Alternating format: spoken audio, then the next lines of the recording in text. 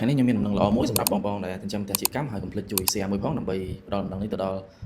បងៗដែលអ្នកចិញ្ចឹមជាកម្មឬមិនទាន់ចិញ្ចឹមជាកម្មថ្ងៃនេះខ្ញុំបានទទួលព័ត៌មានមួយគឺរដ្ឋាភិបាលចិននិងរដ្ឋាភិបាលរបស់កម្ពុជាយើងហ្នឹងគឺបានចុះកិច្ចព្រមព្រៀងឬក៏ថាការផ្ទេរឯកសារព្រមឲ្យនាំចូលសម្ភារៈកសិកម្មមួយចំនួនដូចជាសត្វក្រពើហើយសម្ភារៈកសិកម្មមួយចំនួនទៀតពាក់ព័ន្ធនឹងកសិកម្មណាហើយក្នុងនោះក៏មានសបុកជាកម្មយើងផងដែរបាទអញ្ចឹងបងៗអ្នកចិញ្ចឹមជាកម្មឬក៏ត្រៀមចិញ្ចឹមជាកម្មគឺយើងមាន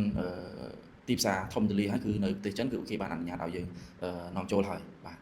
អញ្ចឹងយើងមើលវីដេអូទាំងអស់គ្នាបងប្អូនប្រទេសជាប់របៀប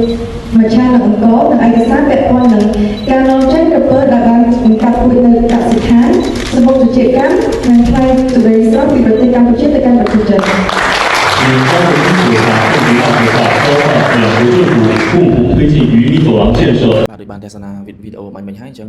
សម្រាប់បងមានផ្ទះជាកម្មឬក៏សបុកជាកម្មយើងត្រៀមខ្លួនដើម្បីធ្វើការនាំចេញទៅប្រទេសចិនហើយមួយទៀតសម្រាប់បងដែលមិនទាន់មានផ្ទះជាកម្មរៀបនឹងសាងសង់អីផ្សេងៗក៏បងអាច